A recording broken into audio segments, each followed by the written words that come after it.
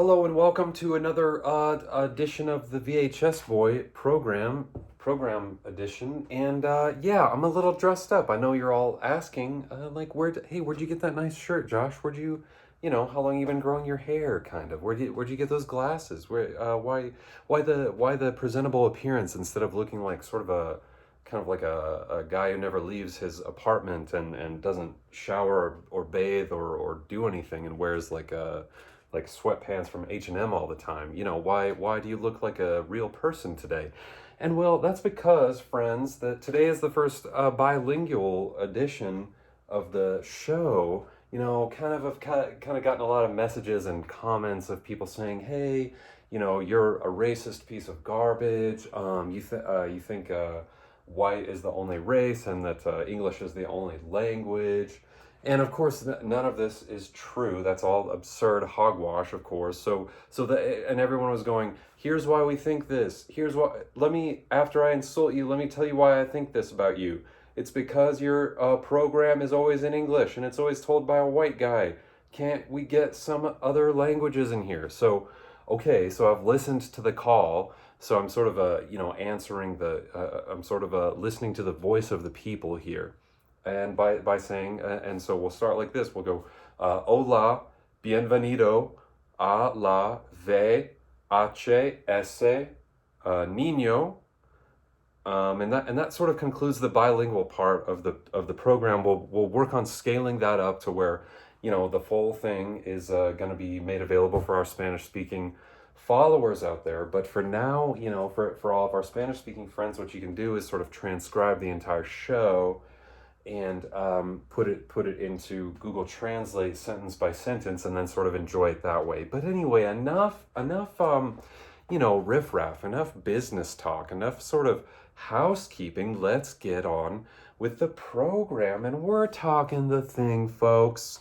Everybody's going, it's a horror classic. It's my favorite movie. It's John Carpenter's best film.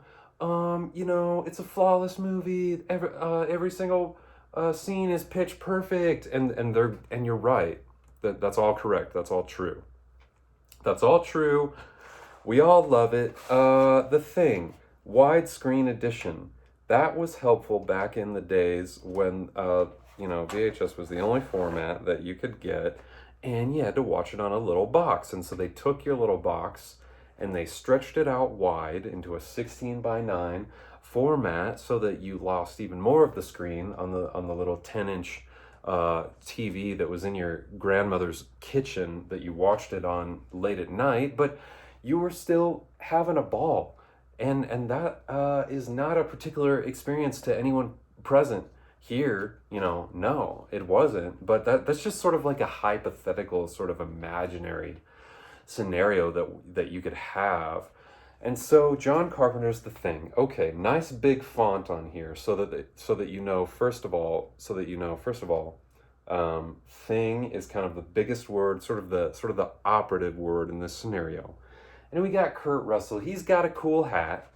He's going around in his extra wide brim cowboy hat, and no one has ever seen a hat like that since or before. It was specially crafted for this movie, and he only wore it in those couple of scenes, and then it evaporated into the ether forever. Is sort of the history of that hat. And he's playing chess with the computer in those days. Top-notch equipment in Antarctica, 1982. Forgive me for not sort of setting the scene. It's Antarctica, 1982, since no one watching this has ever seen this movie. Since this is like wow, nice. since this is like an obscure cult classic that everyone's like, huh? What? I thought I knew every obscure movie that existed. What? The Thing, huh? It's 1982. There's a bunch of snow, bunch of fellas. Oh, okay. Guess not a real big feminist movie here. Because not a single female in it. So that's good, unless it's one of the dogs, and then yikes. I mean, if that's what you're saying. So okay, kind of good way to cast a film, John Carpenter. But a bunch of fellas are kind of hanging out in the snow.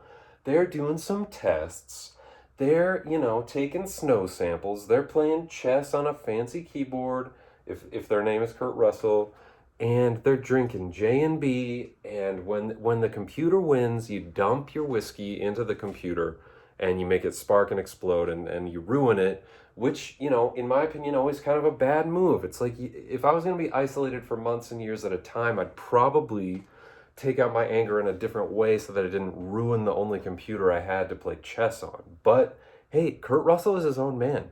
He is going to do what he does. And so you've got the African American cook. He's slick, baby. He's riding around on skates. He is just a happy character. He's smoking some reefer. I mean, this dude has kind of got the life going on. All these other guys are so uptight. He knows what he's doing. He's cooking delicious food. He's smoking some reefer. He's enjoying some wonderful tunes on the radio. And when somebody asks him to turn it down because they need to sleep, he only pretends to turn it down and then he turns it up, actually. So, joke's kind of on them, I guess. And so, not too long before the hijinks really ensue on this one, when it's kind of like, whoa, we found a big sort of refrigerator in the ice or something, kind of a big rectangle shape deal in the ice. And I don't know, it infects some guys. It infects one of them or a bunch of them. Who really knows? And then some real bad things happen to some dogs. And then all the people who love doggos and puppers are kind of like, oh my gosh, I have to close my eyes for this part. Oh my God, I can't think about this happening to my doggo.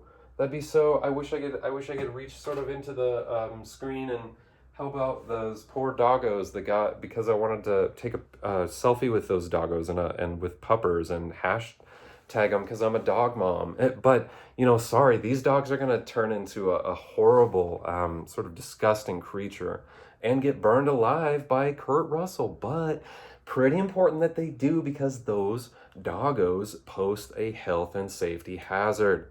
And in the compound, in the thing, safety is top priority, which is why later on, of course, Kurt Russell ties everyone up and he's like, we're going to take some of your blood. We're going to figure out. Anyway, I'm getting ahead of myself. So some other things that happens are that Wilford Brimley is in it. He's looking great. I don't know if he had diabetes yet or not. He's pretty heavy even at the time, even though he's a younger man.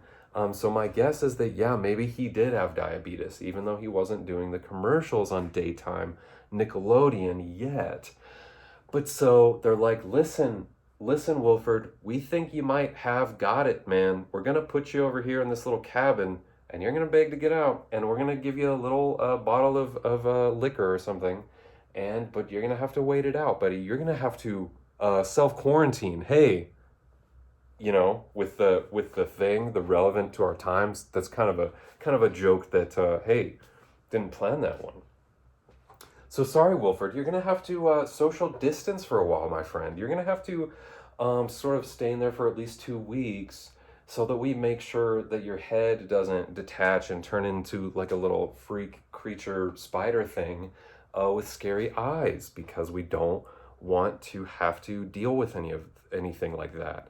So meanwhile, we're gonna set a big fire in the snow and burn up some things, and some craziness is gonna happen, and everybody's freaking out, and kind of just everything goes to HE double hockey stick in a hand basket really quick. And Kurt Russell's going, hey, whoa, hey, let's hold the phones, put the brakes on, everybody. I've got to take care of this situation. I'm gonna sort of take matters into my own hands. I'm gonna tie everybody up and take vials of your blood and put them in a little petri dish, and I'm gonna burn your blood, which won't hurt you, but it will hurt the little infection in your blood. And too bad we can't do that with COVID-19. If COVID-19 would get mad if we burned our blood with it, sort of a good way to phrase that. So anyway, and so that's basically the thing. And in the end, Kurt Russell's kind of down to the last with one other guy, I think, because everybody's dead and everywhere's burning, and they don't have a helicopter anymore or anything. And he's like, we're gonna be here for a while, pour me a drink or something. there he is again, and he's like, doggone it, wish I had that dang freaking computer that I had. I wish I still had that. So that's kind of the whole message of the thing, and I hope that everyone really enjoyed that.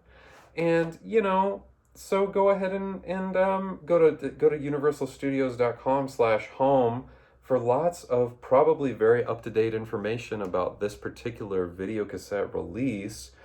Where there's probably like an interactive mouse click game where it's like, oh, who's infected, and it's probably really cute, and they probably definitely left it up there since whenever this was printed. So anyway, thank you everyone, and I hope you're surviving.